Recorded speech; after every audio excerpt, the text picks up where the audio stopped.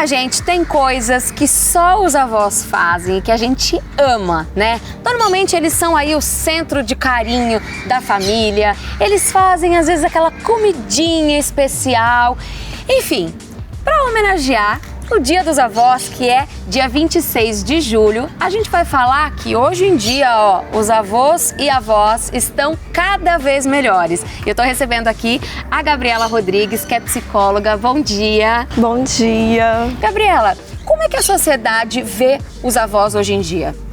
Bom, atualmente os avós, eles, além dessa parte gostosa que você falou, da gente começar a conversar, eles também atuam muito diretamente na educação e na vida dos netos. Né? Assim, essa participação, ela está muito mais ativa, né? Tanto na vida dos filhos como na vida dos netos. Essa responsabilidade ficou muito dividida.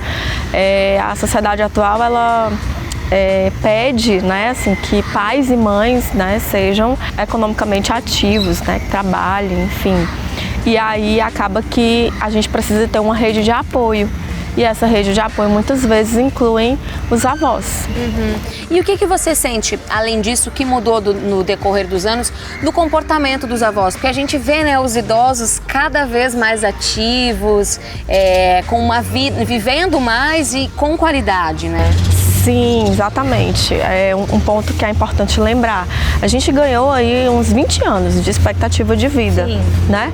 Com essa onda de cuidado com a saúde, de qualidade de vida. Então, os avós, eles ganharam mais longevidade e também qualidade de vida, o que significa que hoje uma avó de 60 anos não é mais vista como aquela vovozinha, né, assim, que fica em casa cozinhando. Não, elas estão muito mais ativas.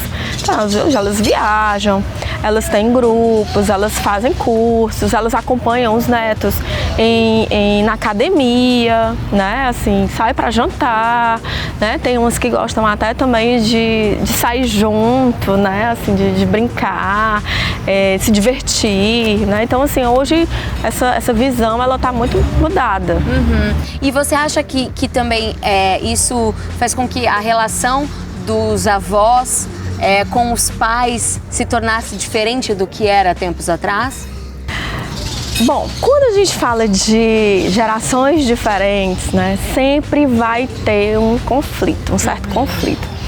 Assim, a dica que eu dou é que haja muito diálogo, né? E que os avós, eles respeitem a autoridade dos pais e que os pais compreendam e usufruam da sabedoria dos avós. Sim. Que aí dá tudo certo. Sim. Que tem gente que fala, né, que depois que vira avó, tudo que não podia fazer quando era pai ou mãe, agora quando virou avó pode. Tá tudo liberado. É verdade. Assim, casa de vó sempre é um espaço de mais liberdade, né, para a criança. Mas se é uma necessidade da criança, né, ficar mais tempo na casa dos avós, por conta dessa rede de apoio, né, que eu falei no início, é importante também os avós respeitarem alguns limites, né, assim, para que não haja conflitos, né, assim, na criação dessa criança, né, no desenvolvimento dela. Essa parceria emocionalmente é muito saudável, desde que hajam acordos, né, que sejam respeitados alguns limites e que sejam feitos alguns acordos. Que seja equilibrado, né? Isso, também. que haja equilíbrio. E em relação à autoaceitação e à autoestima dos avós, mas aí a gente pode entrar na questão idoso mesmo, né? O que você sente que tem acontecido ultimamente em relação a isso?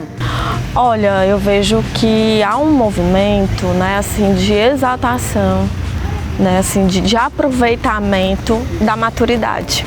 Nem gosto de falar terceira idade, eu acho que tem mais a ver com maturidade, com experiência de vida, com bagagem, né? Então, eu penso que cada vez mais, né, existe esse movimento de autoaceitação e a autoestima, né, dessa turma mais madura, né, está cada vez mais fortalecida, porque eles estão cada vez mais ganhando espaços, né, assim, se permitindo, né, a vivenciar experiências, a compartilhar experiências, né, e cada vez mais esse encontro, de gerações, essa troca, ela se faz cada vez mais efetiva na nossa sociedade. Sim. E uma palavra que a gente tem escutado bastante nos últimos tempos é etarismo, né? Que é justamente um tipo de preconceito contra pessoas com idade mais avançada. E a gente vai assistir agora uma entrevista que eu fiz com a Adri, que é lá do portal Viva Coroa. Foi bem interessante. Roda aí. Etarismo é uma palavra que a gente vem ouvindo falar aí muito, principalmente nas redes sociais, e significa atitudes ou ações preconceituosas e discriminatórias contra as pessoas de idade mais avançada. Principalmente, quem acaba sofrendo mais com isso são as mulheres, né, Adri? Somos nós mulheres, né? Inclusive no Viva Coroa, que é a minha plataforma Instagram, Face, site, eu vejo isso diariamente nos comentários. Eu também recebo muitos directs, muitas mensagens diretas para mim contando sobre a sua vida, sobre como elas foram se sentindo cada vez mais invisíveis, né? A Cláudia Raia costuma falar sobre um túnel que a gente entra com 50 e aí fica invisível até quase os 70 e sai lá do outro lado. E isso, muitas mulheres se sentem assim realmente. E ao mesmo tempo tem algumas que estão aí celebrando o envelhecimento, olhando, né, com uma lupa a parte positiva do envelhecimento, investindo nelas mesmas, que é super importante. Mas o etarismo está aí, é verdade. E você consegue perceber uma diferença da Adri com 56 e da Adri com 36? Ah, muita diferença. Com 36 eu já tinha os meus 2 filhos, mas eu estava numa transição de carreira. Foi quando eu saí do meu emprego e fui estudar design de interiores, que é a minha formação, mas ainda tinha uma certa insegurança. Foi realmente a partir dos 40 que a minha autoestima começou a criar raízes mesmo. E só foi melhorando. E o que você acha que tem acontecido ultimamente para as pessoas começarem a colocar uma lupa aí em relação a esse tipo de preconceito, né? Que as pessoas começaram a falar essa palavra etarismo faz pouquíssimo tempo, né? O que você acha que aconteceu? O que eu acho que aconteceu é que nós ficamos mais cientes da longevidade.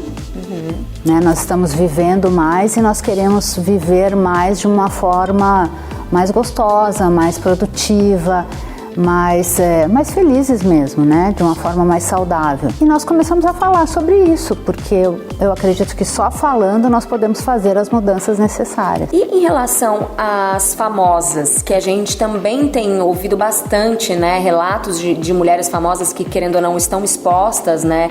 E que muitas vezes vivem por conta da aparência e que acabam sofrendo essa pressão estética desde sempre, mas aí parece que piora depois que vai envelhecendo, né? Sim, piora. Nós temos recentemente a Sarah Jessica Parker, né, fez essa declaração de não poder envelhecer em paz, justamente porque teve esse revival do Sex and the City e todos os fãs e a mídia cobrando que ela resolveu deixar o seu cabelo natural, não tingir mais, e rugas e tudo, e a cobrança foi muito grande. Então eu acho que para as atrizes e para as pessoas que vivem, né, da sua aparência, não só do seu talento, essa cobrança é maior ainda. Tem essas atrizes com 40 e poucos anos sendo escaladas para fazer papéis de mulheres de 60 anos com filhos de 30, então fica uma coisa, né, tudo isso para não contratar uma mulher de 60 para fazer um papel de 60. Uma questão que eu acho importante nós estarmos atentas é esse tem que vai de um lado da balança para o outro, né? Então nós saímos de um momento Forever Young lá e nós vamos para essa gaiola de ouro que é, precisa, então tem que deixar o cabelo grisalho, não pode fazer nenhum procedimento estético e tem que assumir toda a sua aparência e se deixar envelhecer naturalmente. Cada pessoa tem que poder tomar as suas decisões sobre a sua vida, né? Essa exigência do vamos nos manter jovens a qualquer custo E agora vamos para o outro oposto, acho um pouco questionável. Que conselho que você deixa para as mulheres que estão aí entrando nos 50 anos ou que já entraram, que de repente estejam passando por algum tipo de crise, se sentindo invisíveis? O que você tem para dizer para elas? Olha, invista na sua autoestima, invista em você. Faça coisas que te deixem feliz com as suas escolhas. Não importa que sejam coisas que não pareçam importantes para as outras pessoas, né? O importante é que você esteja feliz com o que você está fazendo. Não deixe de procurar as amigas, não se isole, vá fazer cursos, enfim, invista em você. Pois é, né? É uma questão e é difícil equilibrar e saber lidar com esse momento, né? Com certeza, né? Assim, como foi visto aí no vídeo, as mulheres elas sofrem um pouco mais, né? Assim, o homem ele fica charmoso, grisalho, né? A mulher não, a mulher ela tem essa coisa de ou assume ou esconde, né? E aí, tem sempre que se encaixando, sempre que se encaixando num padrão, né? Então, assim, eu penso que o padrão ele existe para ser quebrado, né? Assim, para não ser seguido.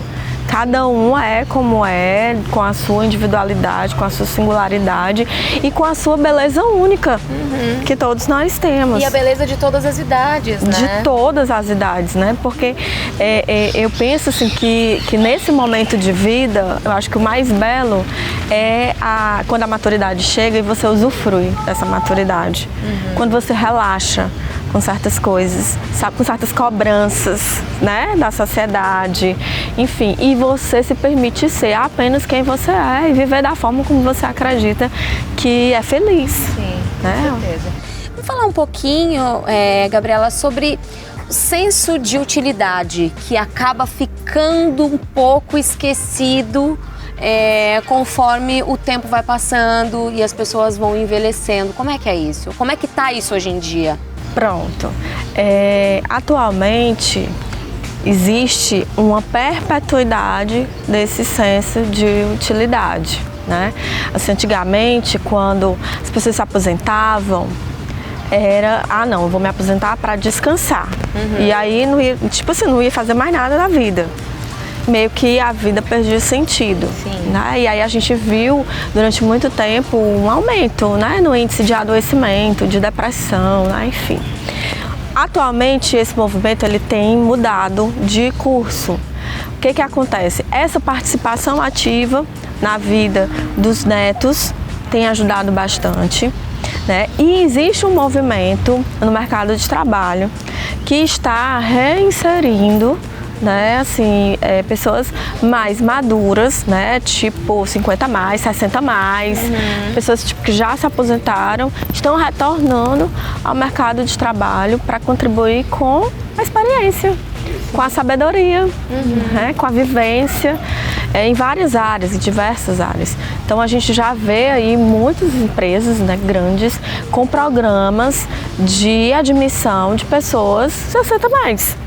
E isso é muito positivo no sentido de trazer sentido para a vida de alguma dessas pessoas, né? Que por algum motivo perderam esse senso de utilidade. Né? Então é muito bacana ver que está tendo esse movimento atualmente. Para que você deixe um conselho na nossa homenagem aí pro Dia dos Avós, deixe um conselho para os nossos vovôs e vovós que estão assistindo, sempre bem. Vivam intensamente, aproveitem os bons momentos, guardem, né, assim, boas lembranças, se cuidem da saúde, para que essa longevidade conquistada seja aproveitada de uma maneira positiva, de uma maneira saudável, de uma maneira leve, de uma maneira feliz. Isso aí, para curtir muitos netos, quem sabe os bisnetos, né? Exatamente, com certeza, né? Um beijo aí pra minha avó linda. Um beijo pra minha avó também, pra Nena. Obrigada, viu, Gabi? Disponha.